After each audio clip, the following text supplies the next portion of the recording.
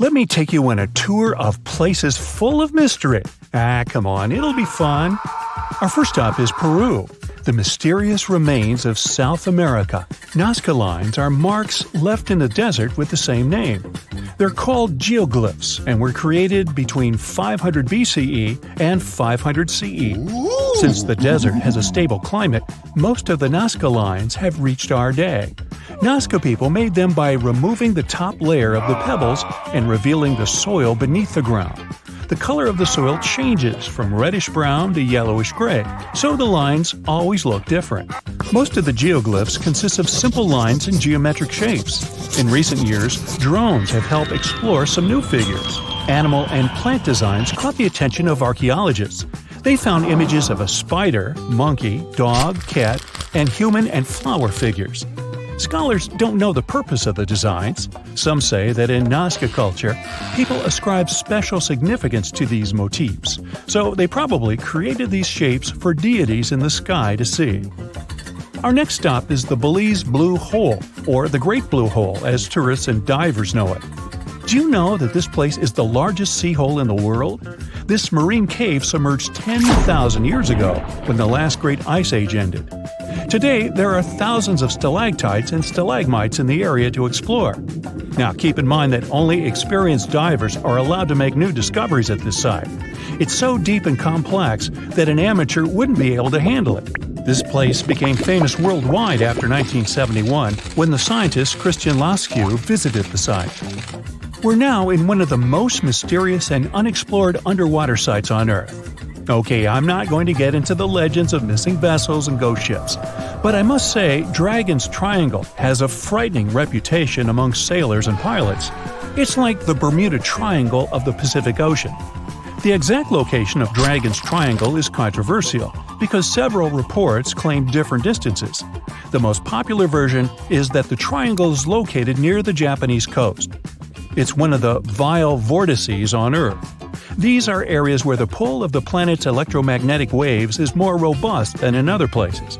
Japanese fishermen have vanished into these waters. Modern aircraft and ships share the same fate. Now, here's a cool fact to cheer you up a bit. In 2013, the new Tomb Raider game came out, and it was taking place on an island called Yamatai. This area was known for its hostile storms and missing ships.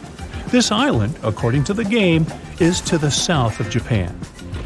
We're moving on to another place with a scary reputation. This time, it's a smaller habitat. Here's Natron Lake in northern Tanzania. Why is this lake so dangerous? Well, for starters, it's incredibly alkaline because of a nearby volcano. This makes it poisonous to most animals. The water contains very high levels of cyanobacteria. This algae release a chemical that is harmful to organisms that might drink it.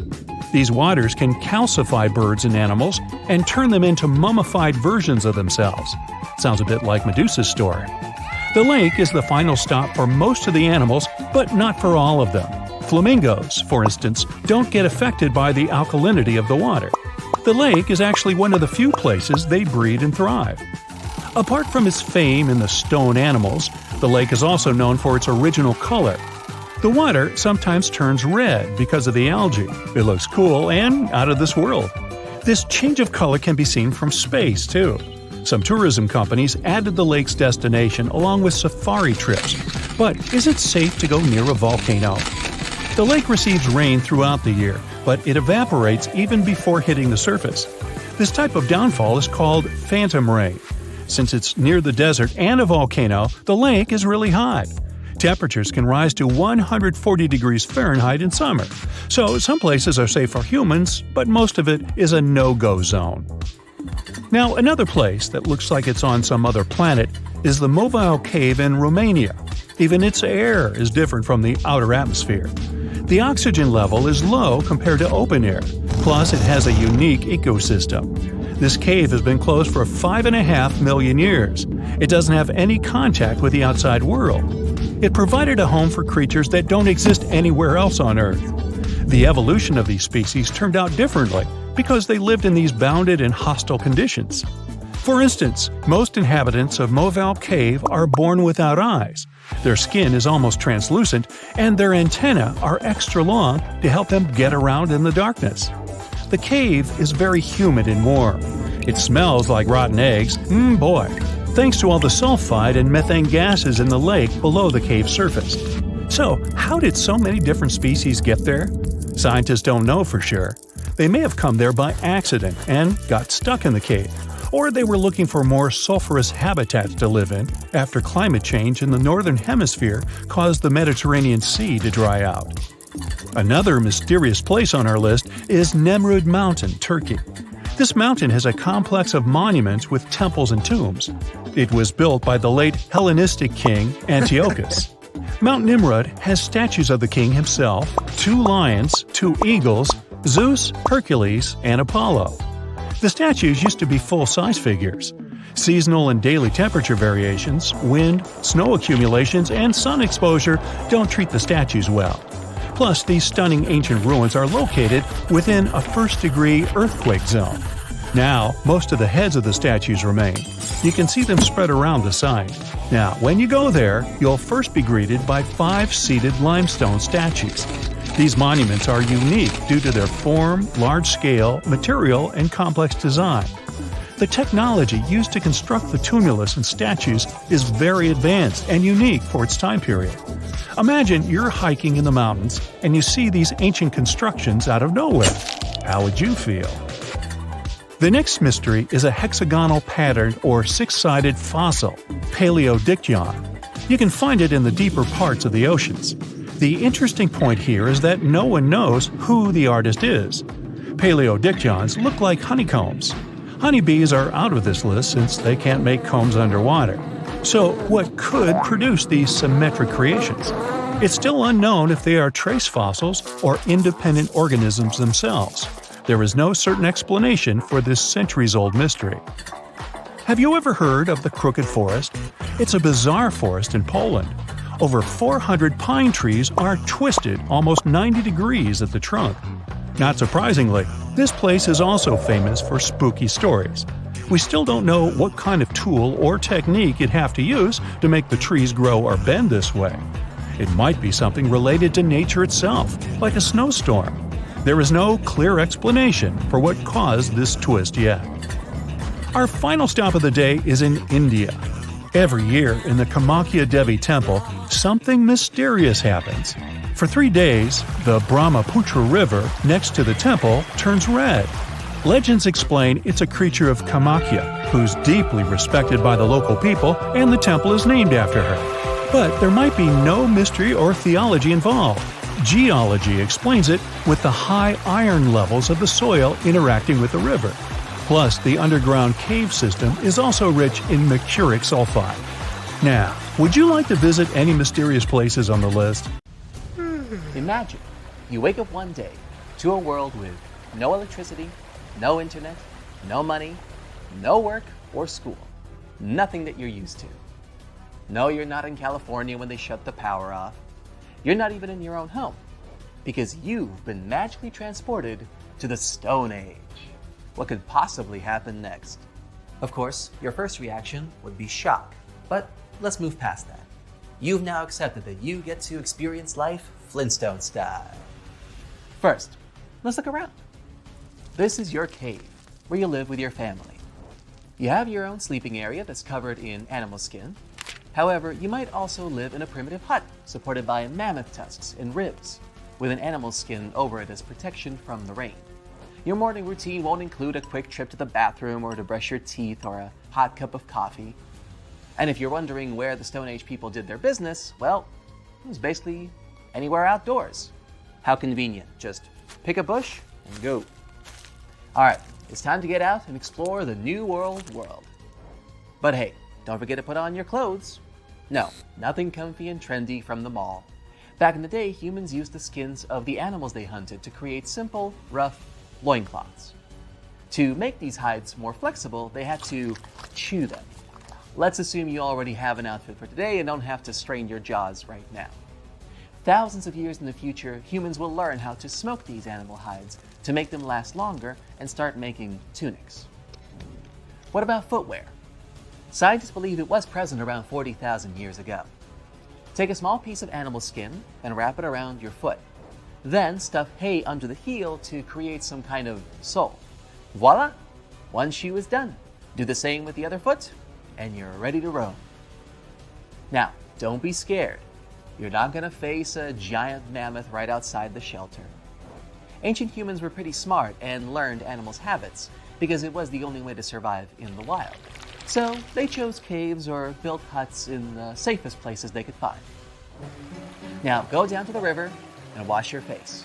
Are you curious to find out what you'd look like in the Stone Age? Take a peek at your reflection in the water. See, you're not that much different from the modern you. Just that your hair is a mess and you might be a few inches shorter, with a more developed jaw because of the harsh diet. And look at those bulky muscles. Well, that's what you get when your life is all about running and fighting with wild animals while hunting. Yes, hunting is on your to-do list today. But first, it's time for breakfast. Luckily, you have some leftovers from dinner. Eggs, wild fruits, and berries. Sorry, no gas stove to cook the eggs. Why not try to do it over the fire? Here's a free tip. Find 2 small but sturdy and dry wooden sticks. Place some dry leaves or a chunk of your own hair at the base for kindling and rub the sticks vigorously against each other. Keep going. Be patient. Okay, finally there's an ember. Good job. Now you can cook your breakfast using a flat stone as a frying pan. Need a fork? Sorry, that won't be invented for thousands of years. See that seashell attached to a wooden stick? That is your spoon. Come on, the jungle is waiting for you. Thankfully, the Ice Age is long gone, so the weather is warm and lush greenery is in abundance. That's good for you since you have to pick different edible plants, nuts, fruits, and wild grains. It wasn't until around 10,000 BCE that folks in the Stone Age learned how to grow their crops and domesticate animals. Only then could they finally stop moving from place to place in search of good hunting grounds. Oh look, there's some grapes. Let's snatch them. But how do we gather grains, you might be wondering? Well, allow me to introduce you to some Stone Age tools. By the way, the Stone Age is named after the tools that humans invented that were made out of wood? No, obviously, stone. Let me help you out again. Here's a U-shaped stone sickle that knocks down the grain stalks. It's time to bring everything you've collected to your camp. Now that the shock of time traveling is worn off, you notice that there are a few other huts near your dwelling. Those are your neighbor. Betty and Barney Rubble, I guess. Stone Age people usually united in groups of 20 to 50 and help each other to survive. Okay, you can eat grapes and other fruits raw, but what can you do with raw grain? To separate the grains from the husks, take a stone bowl and a small grinding stone and grind the grains. Now, if you mix smashed grains with water, you'll get gruel. Fry it on stones the way you did with the eggs, and there's your first flatbread. Yeah, it doesn't taste amazing, but don't forget, it's going to be another 15,000 years before your favorite bakery gets built. Is it dusk already? Brace yourself, my friend, because you are about to go hunting. But I've got good news for you. You don't have to do it alone. Stone Age people survived this period because they did almost everything together. So, call up your camp neighbors and get ready. How would you feel living in such harsh conditions? Let me know in the comments. But how did humans communicate back then?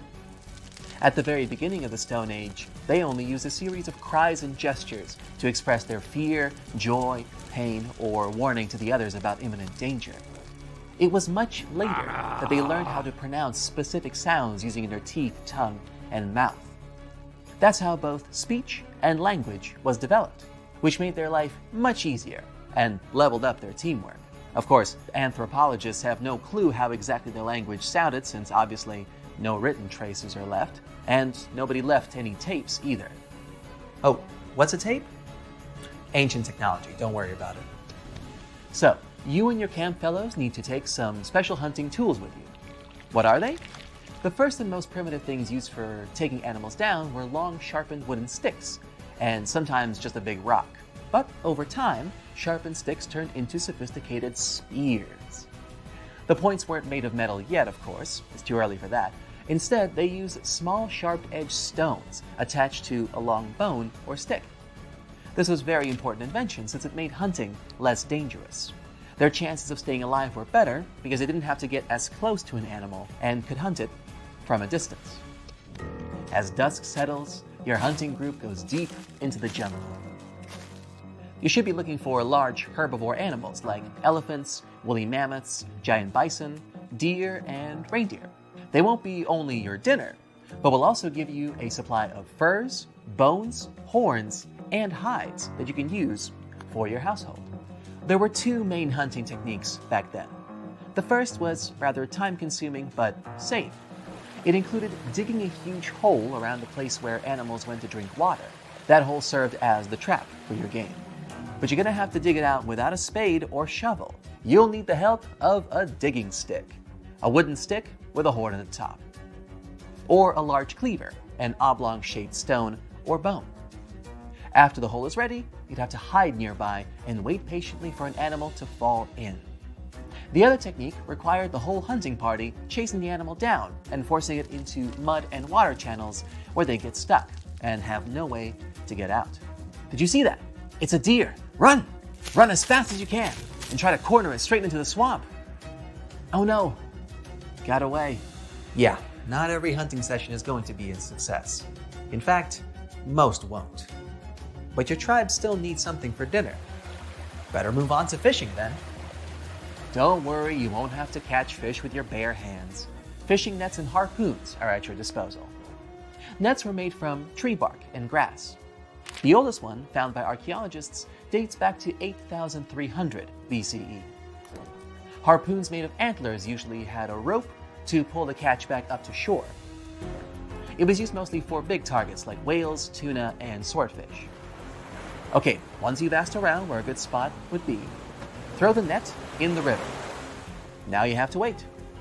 Oh look, there's some fish. Pull the net with all your might. Come on, tribe, help him out. I mean, don't look at me, I'm just narrating here. All right, good catch, and not a moment too soon. You've just made sure you won't go hungry tonight. Bring what you caught into the camp and get some rest. The others will take care of the catch. Now I know what you're thinking. It's all work and no play. And yeah, life in the Stone Age was anything but easy. But still, humans did have some forms of entertainment. No, you're not going to an amusement park or a cinema, but you can pass the time playing music on flutes made from bird bones and mammoth ivory.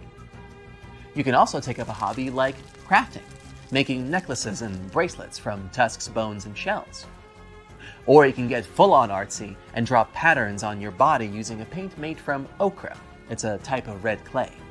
Or paint some pictures in a cave. Carve something crazy to make archaeologists in the future wonder what it meant. Can you smell that?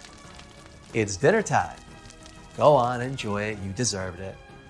Doesn't it taste so much better since you worked so hard for it? All right, now that you've experienced a day in the Stone Age, let's take you back home to the modern day. The next time you complain that your internet is too slow or the food you ordered is 15 minutes late, think about how much harder life used to be for people in the Stone Age, and how it is only thanks to their tireless efforts to survive that you and I get to enjoy our pretty comfortable lifestyle today.